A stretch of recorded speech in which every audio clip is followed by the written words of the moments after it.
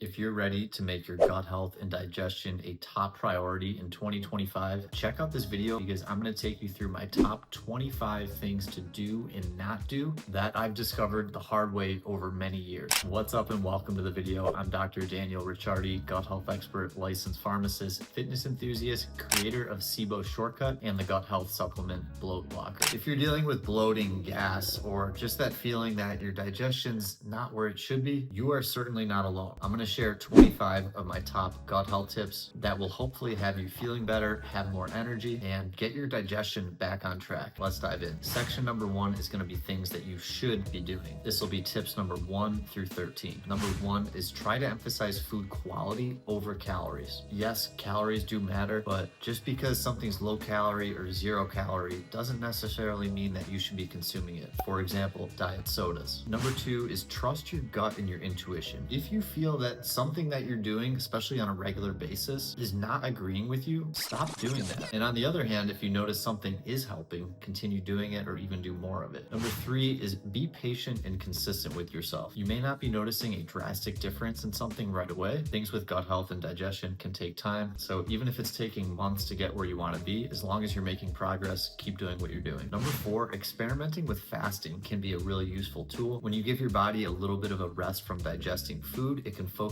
on other processes such as repairing its cells and healing the gut lining. Number 5, if you're somebody that doesn't like to be drinking water all the time, try something like an herbal tea like a ginger or peppermint. This can be a tasty way to support your gut health and you can easily add it into your daily routine. Number 6 is to chew more and eat slowly. When we chew more, we're breaking down the food more. So it's less work for your stomach and intestine to digest the food. And then if you're eating slowly, you're actually more likely to consume fewer calories, which for most people is a good thing. Number 7, get enough sleep. There's actual research showing that if you get less sleep, you're more likely to crave sugary foods and more likely to have leaky gut. Number 8, stick to an eating routine if possible. This can help you get into a good rhythm of having regular bowel movements and maintaining about the same energy throughout the day. Number 9 is less snacking. This one may not be critical for everybody, but somebody such as myself who's had gut motility issues from SIBO, small intestinal bacterial overgrowth, this can really be helpful. And even if you didn't have SIBO or gut motility issues, having fewer snacks and eating fewer times throughout the day can help you with your energy and help curb cravings because your brain isn't looking for the next sugar, carb, dopamine hit every couple hours. Number 10 is do stress management and mental health type things. There's unlimited things we could put into this category, but some may be taking a walk outside, just getting some sunlight, meditating, breathing exercises, yoga, and it can even extend to planning an hour out in the evening to watch your favorite TV show and relax. Number 11, working out. I'm particularly partial toward lifting weights, but any form of physical activity has been actually shown to promote gut health. Number 12 is keeping a food journal, which is basically whatever you eat, you're writing it down and recording how you're feeling after you ate that food. It sounds pretty simple and corny, but it may be a way to help you detect if there is a food or drink that's giving you issues. Keeping a food journal can help you identify this. And number 13, my personal favorite thing to do for gut health is eat single ingredient foods. This means if you look at the ingredient label on the food, it should just have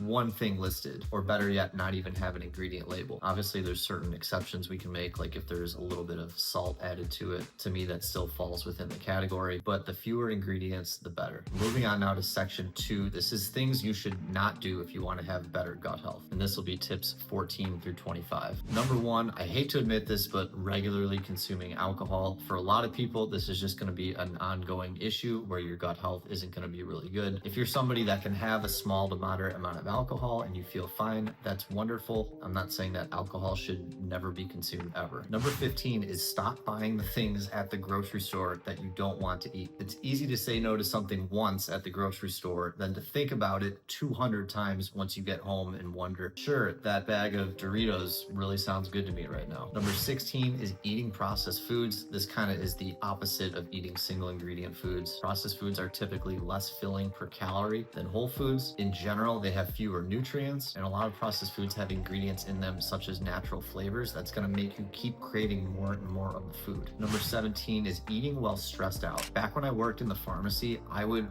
only eat when I was stressed out because we didn't have a lunch break. I would have a smoothie. I would drink it as quickly as possible in the middle of filling prescriptions. This is when my gut health was at the absolute worst. Even now, when I feel like I have pretty darn good gut health, if I'm trying to eat when I'm really stressed stressed, I still notice I don't digest the food well. This is typically because your body will release less stomach acid, less digestive enzymes, less bile, because you're not in the frame of mind to digest food when you're stressed out. Number 18 is avoid added sugars and even artificial sweeteners such as sucralose. If you want something sweet, have a dessert or something with honey in it. While sugar is bad for your gut health, honey is actually shown to be good for your gut health. So if you don't like honey, start liking honey. Number 19 is limit antibiotic use whenever possible. Obviously, there's certain scenarios where you have to take antibiotics. Quick story on me, this is back about a year ago when I had a staph infection in my leg. I thought I could get by just by kind of waiting it out, and because I know antibiotics aren't the best for gut health, I waited way too long and didn't take them, which ended up putting me in the hospital for 4 days. So if possible to not take antibiotics, try to do that, but there's also times where it is the smart move. Number 20 is don't ignore symptoms. I dealt with bloating and gas for probably 8 years before I took a really hard look and acknowledged that I probably needed to get help with this issue, and had I done so sooner, maybe I wouldn't have had to deal with it for that many years. Number 21 is don't take random supplements. I've taken a ton of gut health supplements, workout supplements, and various other types of supplements. Some were very helpful, others not so much. I would just recommend, if you are going to start a supplement, have a very specific purpose of what you want that supplement to do. And then when you're taking that capsule, powder, or whatever it is, in my head, I try to think of that supplement when I'm taking it, that it's going into my body and it's helping for that specific purpose, sort of like a mind-body connection type thing. Number 22 is focusing only on food. Sleep, stress, lifestyle, activity. There's a lot of other factors that are influencing digestion, and you shouldn't focus just on the food and diet component. This is evidence from a lot of people. They'll go on vacation and they're actually eating a lot worse than they normally would at home, but they feel better. And it's because they're not thinking about work. Maybe they're not looking after their kids during those days. Could be a variety of different things. Number 23 is don't drink too much liquid during meals. This may not apply or be a factor for some people, but the more liquid you drink, the more you're going to dilute your stomach acid, and you're potentially making it less likely for your body to digest food thoroughly in the stomach. Number 24, this one's a little bit controversial and it can depend on the person, but number 24, don't assume all gluten and dairy is bad. There's a wide range of gluten and dairy products. If you look at Europe, people in Italy are eating bread at every meal and they're living the longest. This should make us at least a little bit curious about how this is possible. It kind of ties back into the food quality thing that I was mentioning before. If I am going to eat gluten, my favorite option is to opt for a local sourdough bread, and then dairy. Avoid things like Kraft singles cheese that aren't real cheese, that have other weird added ingredients. Keep in mind, for certain people, avoiding all gluten and all dairy may also be the best option. And lastly, number 25 is don't chase